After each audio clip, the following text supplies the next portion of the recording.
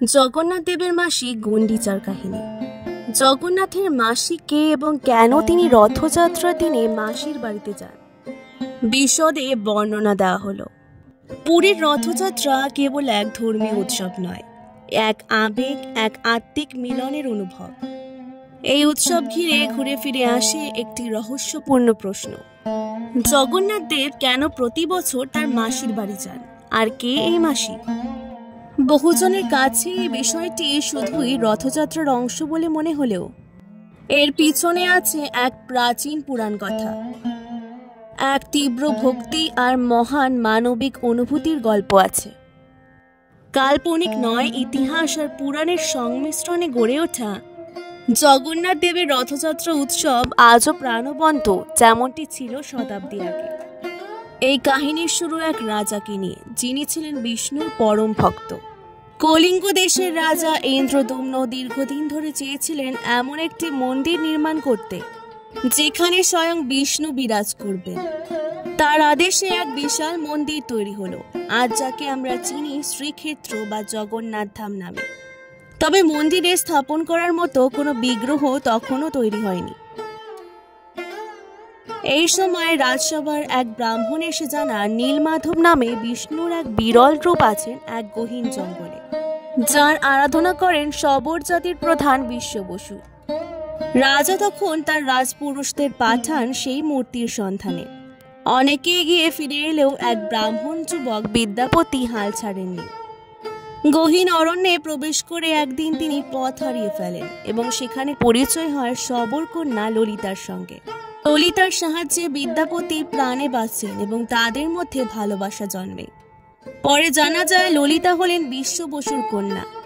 তাদের বিয়ে হয় এবং তারা জঙ্গলের মধ্যেই বসবাস শুরু করেন।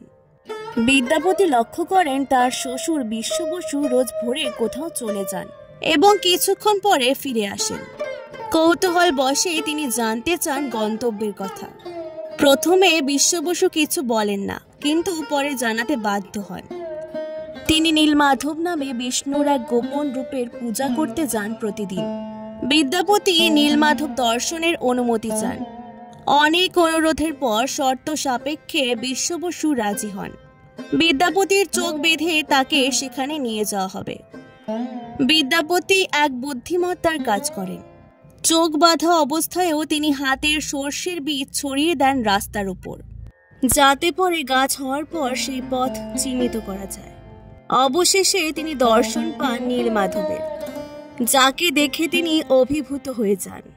তখনই এক দৈববাণী হয়। ভগবান জানিয়ে দেন তিনি আর গোপনে পূজিত হতে চান না।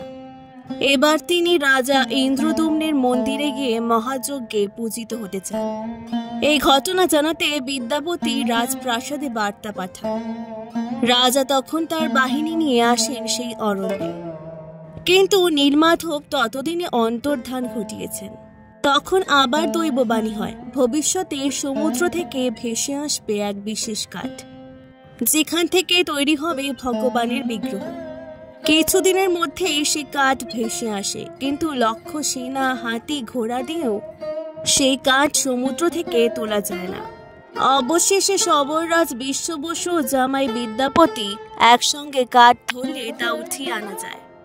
এবার শুরু হয় বিগ্রহ নির্মাণের কাজ।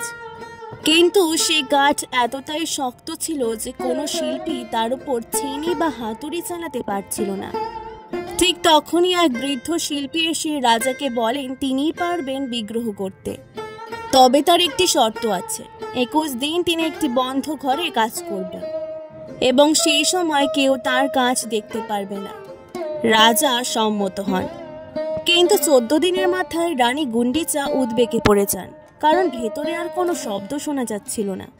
ভয়ে দরজা খুলে দেখেন বৃদ্ধ উধাও পড়ে আছে 3টি অসমাপ্ত মূর্তি, হাত পা নেই। রাজা ও রানী দুঃখে কাতর হয়ে পড়েন। তখন স্বপ্নে জগন্নাথ জানান এই অবয়বই তার ইচ্ছা। এই রূপেই তিনি পূজিত হতে চান এবং এই অসম্পূর্ণতা আসলে পূর্ণতার প্রতীক। সবার মধ্যে ভগবানের অস্তিত্ব থাকে, তা পুরো নয়, অপূর্ণতা নিয়েই পূর্ণতা। সেই থেকেই আজও জগন্নাথ, বলরাম ও সুভদ্রার বিগ্রহ হাত পা ছাড়াই রয়ে গেছে। রথযাত্রার মূল প্রেক্ষাপট এখানেই। এই জগন্নাথ, বলরাম ও সুভদ্রা প্রতি বছর আষাঢ় মাসের শুক্ল দ্বিতীয়ায় রথে চড়ে যান এক বিশেষ মন্দিরে। এই মন্দিরের নাম গুন্ডিচা মন্দির। রানী গুন্ডিচার নামে এই মন্দির নির্মিত। যেহেতু রানী জগন্নাথ দেবের মাতৃসুলভ ছিলেন এবং বিগ্রহ গঠনের ঘটনায় এক বিশাল ভূমিকা ছিল তার, তাই এই মন্দিরকে বলা হয় মাসির বাড়ি। এই রীতির মূলেই রয়েছে এক সম্পর্কের গল্প, যেখানে দেবতা তার পারিবারিক আত্মীয়ের কাছে এক সপ্তাহ কাটাতে যান। গুন্ডিচা মন্দির রথস্থ জগন্নাথ দেবের অস্থায়ী গৃহ হয়ে ওঠে। হাজার হাজার ভক্ত রথের দড়ি টানেন, কারণ পুরাণে বলা হয়েছে যারা রথের উপর বসা জগন্নাথ দেবকে দেখেন বা রথ টানেন তাদের আর পুনর্জন্ম হয় না। এই বিশ্বাসেই প্রতি বছর পুরীতে লক্ষ লক্ষ ভক্ত জড়ো হন। তাদের বিশ্বাস একবার জগন্নাথের রথ টানতে পারলে জন্ম জন্মান্তরের বন্ধন থেকে মুক্তি মিলবে। রথযাত্রার দিন জগন্নাথ দেব, বলরাম ও সুভদ্রা তিনটি আলাদা রথে চেপে যাত্রা শুরু করেন। হাজার হাজার মানুষ এই যাত্রায় সামিল হন। এই গমন পর্বকে বলে সোজা রথ। 7 দিন তারা মাসির বাড়িতে থেকে আবার ফিরে আসেন মূল মন্দিরে। এই প্রত্যাবর্তন পর্বকে বলা হয় উল্টো রথ। পুরীর এই রথযাত্রা শুধু উড়িষ্যাতে সীমাবদ্ধ থাকেনি। বাংলায় মাহেশ, খড়দহ, গাঙ্গুলিপুকুর, ইস্কনের মায়াপুর সহ বহু জায়গায় রথযাত্রা পালিত হয় জাঁকজমকভাবে।